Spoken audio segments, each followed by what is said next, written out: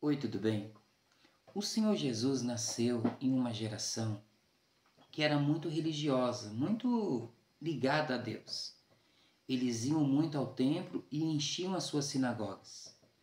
Eles se gloriavam nas suas tradições religiosas e se gloriava também em fazer parte do povo que Deus tirou com mão forte do Egito. Se gloriava em ser filho de Abraão. Mas Jesus observou que aquela geração, apesar de ser religiosa, apesar de, de falar tanto em Deus, eles confessavam a Deus com seus lábios, mas o seu coração estava longe de Deus. Tipo assim, as ideias não correspondiam aos verdadeiros fatos. Por quê? Porque Jesus observou, por exemplo, que os ricos não tinham, apesar de ser filhos de Deus, não tinha solidariedade com os pobres. Que os líderes religiosos não se preocupavam verdadeiramente com as viúvas e com os órfãos, mas eles gostavam de lugares, de status, de lugares de posições, altas posições. Então Jesus começou a observar que um povo que falava muito de Deus, uma nação muito religiosa, não podia ter tanta injustiça assim. Não podia ter tanta falsidade nos cantos dos lábios. Não podia ter tanta injustiça social. Não podia ter tanta desejo de vingança, inimizade, contenda e preconceito. Então, aquele povo, apesar de confessar a Deus com seus lábios, estava com seu coração distante, a quilômetros, a milhas de Deus. E Jesus se manifestou para aquela geração, curou muitas pessoas, cegos começaram a enxergar, paralíticos começaram a andar. Jesus fez muitos sinais ali. Surdos começaram a ouvir e a falar, e pessoas doentes começaram a ser curadas, leprosos purificados, aconteceu muitos milagres. Mas aquela geração, principalmente os líderes, eles começou mesmo com tantos sinais e com tantos milagres, eles começaram a falar: se você é o Messias, dá um sinal aí. E Jesus respondeu aqui em Mateus 12, versículo 38. Então alguns dos escribas e dos fariseus tomaram a palavra dizendo: Mestre, queremos ver da tua parte algum sinal. Tipo assim, você é o Messias? Faz um sinal para nós aí. Lembrando que Jesus estava curando muita gente tinha sido liberta, gente ressuscitando, sabe? E mesmo assim eles estavam pedindo um sinal para Deus. Mas Jesus respondeu e disse: uma geração má e adúltera pede um sinal. Porém não lhe será dado outro sinal, senão o do profeta Jonas.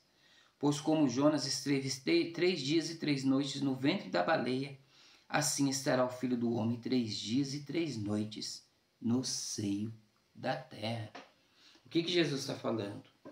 Falando, olha, Jesus não estava negando sinal para ele, milagre para eles. Jesus estava falando assim: olha, o maior sinal vos será dado é que o Filho do Homem, ou seja, eu, vou morrer, vou ficar 3 dias no seio da terra e vou ressuscitar. Se você não crê nisso, vocês vão perecer. E Jesus está falando que é uma geração adúltera, má e adúltera.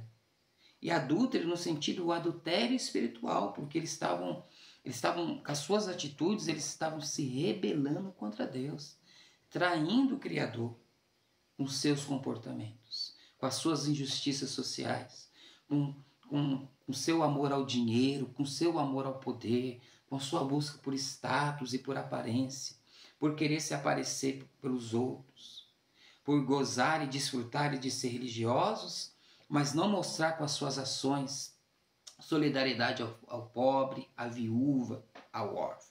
Então Jesus disse: olha, uma geração má e adúltera. Essa geração que confessa a Deus com os lábios, mas seu coração está longe, está me impedindo um sinal. Mas o único sinal que eu vou dar para vocês é que o Filho do Homem vai ficar 3 dias no seio da terra, né? Vai morrer, mas vai ressuscitar. E se vocês não crerem nisso, vocês vão perecer nos vossos caminhos. E isso nos ensina, além de muitas coisas, sobre o verdadeiro milagre, o verdadeiro sinal que a gente devemos ter e receber da parte de Deus. O verdadeiro milagre que deve acontecer entre nós. Porque o que é milagre? Milagre é algo incomum.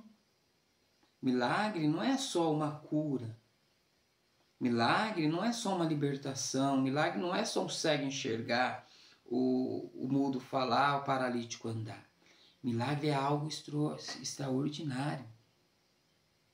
Milagre é algo espantoso.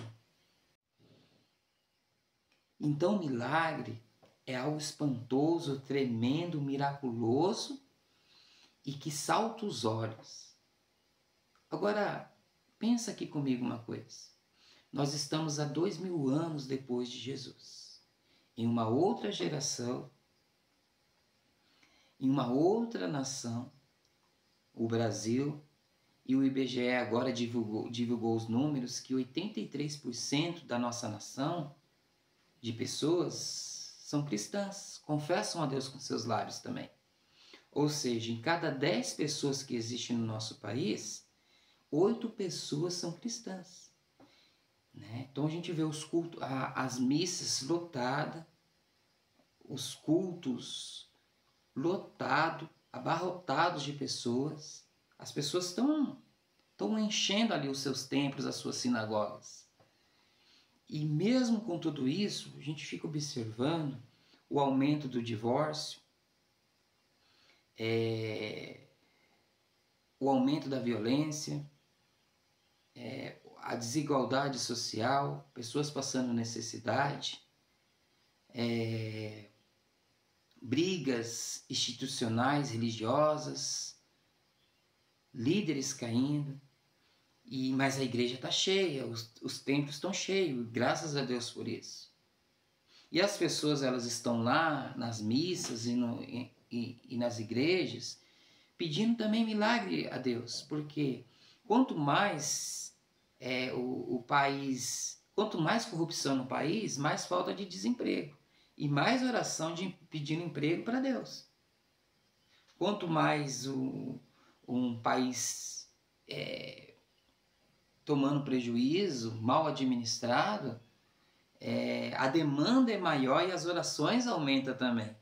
Então tem muita gente, domingo à noite, quarta à noite, terça à noite, quinta à noite, a semana toda, indo no templo pedindo milagre, pedindo: Senhor, abre uma porta de emprego para mim, Senhor, salva o meu casamento, Senhor, liberta o meu filho das drogas, né? Porque quanto mais uma nação mal administrada, aumenta os vícios, aumenta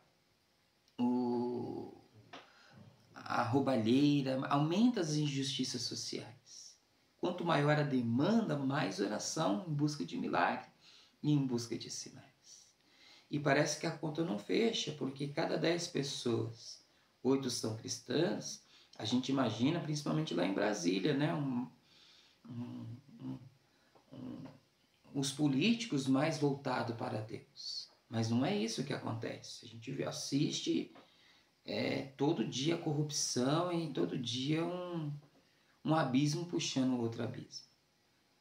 Mas as pessoas estão lá: Senhor, me dá um milagre, me faz um sinal na minha vida, transforma a minha casa, liberta os meus filhos. Quanto mais aumenta a demanda, mais aumenta as orações. Mas o que está acontecendo? Porque a conta não bate. 80% de pessoas já dá para fazer muita coisa. Por que alguma coisa não está certa? Algo errado não está certo. E a gente volta para o texto e a gente entende que o verdadeiro milagre, o verdadeiro sinal é o arrependimento. É o que Jesus falou para eles. Essa geração má e adúltera pede um sinal. Essa geração adúltera espiritual está me pedindo um sinal. E o verdadeiro sinal é a conversão. O verdadeiro sinal é o arrependimento. Agora, o que seria um verdadeiro sinal, um verdadeiro milagre, um verdadeiro saltar dos olhos, algo incomum de a gente assistir na nossa sociedade tão cristã assim? Eu vou te falar o que seria tão espantoso no meio desse caos, no meio dessa confusão religiosa, seria no meio de tudo isso, dessa geração má e perversa, como disse Jesus, é se um judeu, um samaritano, um católico, um evangélico largasse as suas diferenças religiosas de lado e adorasse a Deus com uma só voz e com um só coração. Isso seria algo espantoso e milagroso. Isso seria um grande milagre. Um grande milagre seria se nós, que estamos esperando o arrebatamento da igreja, a volta do Senhor Jesus, esperássemos mesmo. Mas não com esse sentimento de, nós vamos subir, vocês não. Sabe, esse sentimento, essa casta superior religiosa, nós somos de Deus, vocês não são. Isso seria um verdadeiro milagre, se a gente esperasse o arrebatamento, não com esse ar superior, de superioridade religiosa, mas esperando o arrebatamento, crendo na misericórdia de Deus, reconhecendo que nós estamos debaixo da mesma condição de pecado. Miseráveis, pobres, segue nu, não tem um, como diz a palavra de Deus. Está livre. Um grande milagre é se nós conservássemos as nossas amizades, se as nossas amizades não fosse por conveniência. Você é do nosso ciclo, você então é nosso amigo.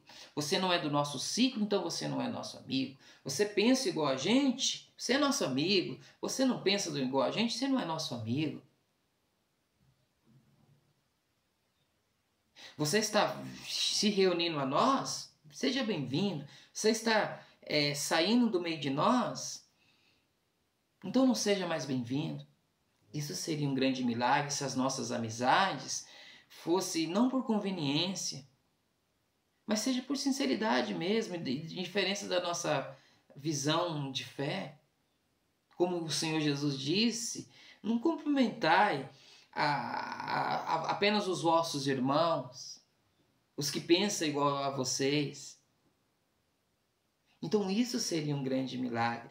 Um grande milagre seria se um irmão ou uma irmã, se um padre ou se um pastor, eles caíssem por algum motivo, caíssem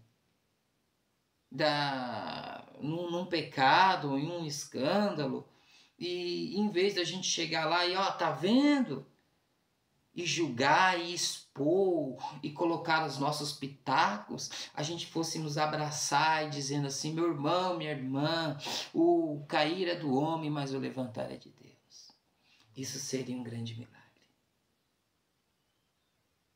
Milagre mesmo é o mundo nos conhecer, não pelas nossas teologias, pela nossa defesa da palavra e do evangelho, como nós amamos a Bíblia, pelas nossas praças da Bíblia que nós construímos, mas que o mundo nos conhecesse pelo amor que nós temos um para com os outros, o nosso carinho com os pobres, com as viúvas, com os órfãos, com as nossas ofertas. Olha como a igreja enviou dinheiro à ONU, à Unicef, para cuidar das crianças que estão sofrendo com a fome na guerra. Isso seria um grande milagre. Porque como o Senhor Jesus disse aqui, olha, uma geração má e adúltera, que só fica se dividindo, que amam os melhores lugares, que amam os status, que se acham de uma casta superior, que oram para se mostrar para os homens, que se gostam de vestidos longos, gostam dos melhores lugares, dos melhores banquetes, amam o poder e o dinheiro. Uma geração má e adúltera pede um sinal. Porém não lhe será dado outro sinal a não ser o do profeta Jonas. Pois como Jonas esteve 3 dias e 3 noites no ventre da baleia, assim estará o Filho do Homem 3 dias e 3 noites no seio da terra. E os nivitas ressurgirão do juízo com essa geração e a condenarão, porque se arrependeram com a pregação de Jonas. E eis aqui quem é mais do que Jonas. Deus continue nos abençoando, tendo misericórdia de todos nós, em Cristo Jesus.